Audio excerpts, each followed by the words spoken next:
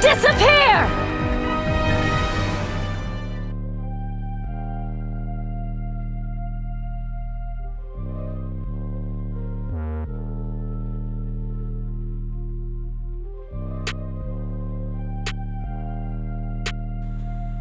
April 7, 2025. I posted a video called What If Marvel Rivals had Arcane's intro. It took me 3 months to create it, and now it is out in the public for people to see. Posted it everywhere: Reddit, Instagram, Twitter, and I even opened TikTok for it. It got 14 views.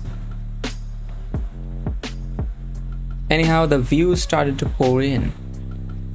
At first, it was Reddit, and then people started to repost it everywhere.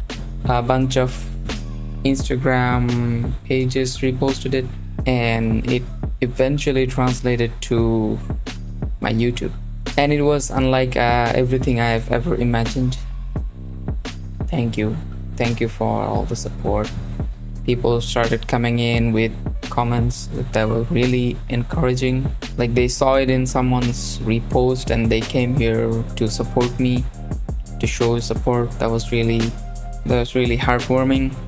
And I was awake all night, reading comments, seeing people's reaction, replying to comments. And the day after the release of the video, I was still replying to comments, and an email popped up. It was from someone called Sarp. I hope that I pronounced it right. Sarp, you're watching. I'm sorry if I butchered your name, but here's how the email went. Hello Riyadh, hope you're doing well. I saw your video on Marvel Rivals in arcane style on YouTube. Great vid, looks amazing, and he attached his socials and stuff, and he invited me for a collab. At first, I didn't quite took it seriously, to be honest. I was still doing my other freelance projects, and I didn't really give much attention to the email. I talked about it with my friends, and I rechecked the email. There was his IMDb profile, and boy oh boy, long and behold, in his IMDb profile, he had an unreal amount of credits in big movies. Fantastic Four, First Steps. Yeah, he's credited in there in IMDb. Alita Battle Angel, he was there too. Maybe you've heard of a little movie called Spider-Man. Yeah, he was an animator in that too. He's pretty much everywhere. And I was like, I need to do this. So I replied him instantly. I set him up for it. Guess what? As I worked on my Marvel Rivals project, he was also doing some fan animations at the time, and he did an animation like in a day.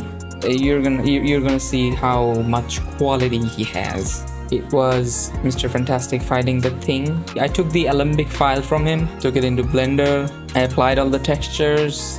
Then I started to build out the environment. At first he gave me a dome kind of thing. Recently Fantastic Four came out, and then I looked at Baxter Building and I was like, maybe they're sparring on the roof of the building.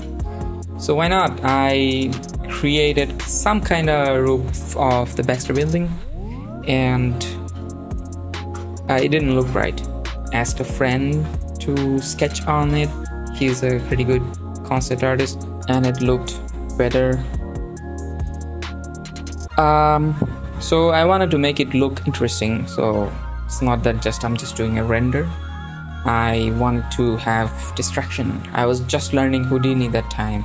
I'm still learning. I really don't know anything about Houdini, and I was doing an RBD simulation in Houdini for the ground. When Reed throws the thing onto the ground, I wanted the ground I wanted the ground to break. So I also did a smoke simulation on that, and then I took it into Blender again, did the lighting. From the start, I wanted to make the lighting look like the new Fantastic Four movie. So it's a little retro-esque kinda. Try to emulate that, and I also tried to copy the color grading. You're gonna see, I'm gonna show the DaVinci color grading breakdown later on. So yeah, I did the whole destruction and I still didn't like it. There was something missing. When the camera is going down, it was empty. I needed to fill the void. I worked hard on the fire simulation because that was my first ever Human Torch simulation, and I'm not a Houdini pro. I don't know what I was doing. I looked into the trailer, I studied the trailer, I looked how the fire works, how it's like coming off of his body in pieces. Obviously I don't have terabytes of storage in my computer. I couldn't do like a really huge quality simulation, but I tried to do what I could do best with my limited knowledge on Houdini. And yeah, there were iterations, there were simulations done overnight for quite a few nights. I simulated it, I baked it as a VDB, took it back into Blender. I did the whole fire material, the yada yada whatever, and then I also added Invisible Woman at last.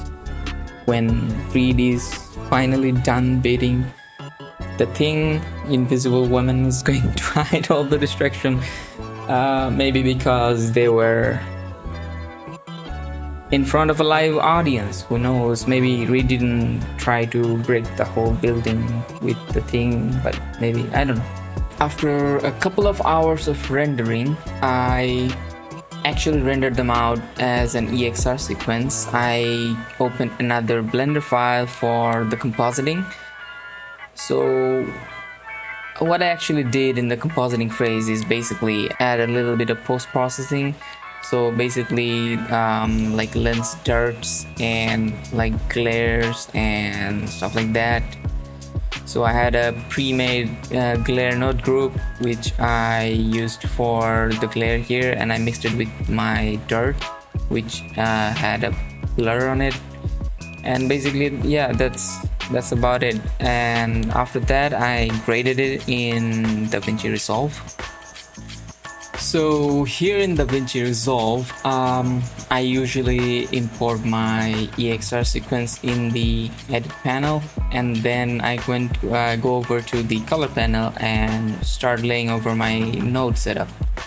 So I'm gonna disable all the nodes, and let's start with the first node, which is my exposure. I basically use this curve here to manage my exposure, but this one had a perfect exposure because I rendered it out, and so yeah, it's just as it is. And then I have a CST, which is a color space transform. In this case I have linear gamma. Blender's EXR output uses that, and I usually edit in DaVinci White Gamut. Some people prefer ACES, but I think this is my sweet spot, so I like to work in DaVinci White Gamut and DaVinci Intermediate as my like color grading space. And later on, at the end of all my work, I transform it back to like Rec 79 and Gamma 2.4 for viewing it in every single display in the world. After my CST, I usually do a contrast, and that's also done with the curves. And then I do my white balance, that's usually in the HDR panel. And then I do a little bit of color balance. Let me turn this on so you can see the changes. And I do the grade.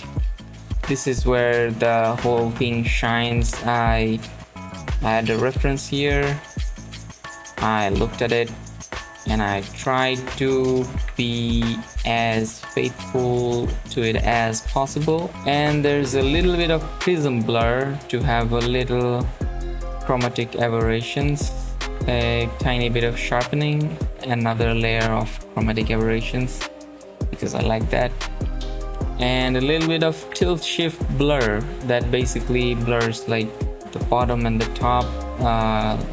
It's like an anamorphic feeling to it.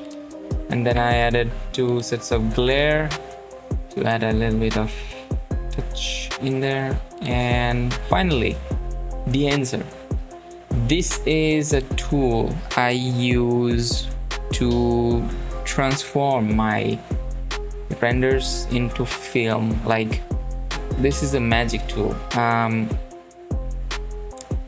The best thing about this is the noise. All of these things, you can use them, you can ignore them, but they're good. They're good tools, they're easy to use, they're fast, they have a wide range of films. Usually when I'm like experimenting with my color grades and stuff, I use these, especially the Kodak ones. And also they have all the film settings, like I use this one here. So if I turn my Dehancer plugin on, you can see it instantly transforms the whole thing. So I used a little bit of this. This is basically I think how, like, if you're gonna develop a film, you can control this with the chemicals or whatever. That's the control you're getting here. And also this is another good one. I like this feature. This is basically if you're gonna print your film on a film reel or like a printout. If you choose to print on different companies, they'll just have like Fuji and Kodak. I usually use Kodak's print film or glossy paper, but in this case I use this one because this resembles the Fantastic Four's colors really well. So you can see how much difference it makes. And the good part, the best part, the film grain here is absolutely amazing. It is so natural. I love it. I love using this film grain in everywhere. Also this halation. This halation is not necessarily the best one out there, but it is good. It gets the work done. If you need a custom halation, I have a custom halation here, but I didn't use it for this project because it made it too soft. I could have tweaked it, but I just used Dehancer's one. And also their bloom, it's really great, so soft and just makes it look really natural. Stuff like film breadth, gate weave, vignette, you can use all of them. It's up to you. And my source is in DaVinci Wide Gamut and Intermediate. Keep these in mind. You can also use like your camera directly without all the changes if you want to do like a quick change. Yeah, so my only verdict on the plugin, it's kind of slow when you're using all of these features, but yeah, you can always turn them off and like edit your videos, and when you're gonna like hit export, just turn it on again. There were many iterations of it. There were trials and errors, and at the end of the day I completed it, and Sarp was kind enough to give me permission to post it on my channel. So I am I'm grateful for that. Thank you, Sarp, for this great animation. Check out Sarp Sartor. He's great animator now. I think he's working in ILM. So yeah, this took way longer than I would like to admit. And this YouTube video thing is I'm not familiar with it. Subscribe if you want to see how I made Marvel Rivals intro in arcane style. Yeah, that sounds okay. Bye.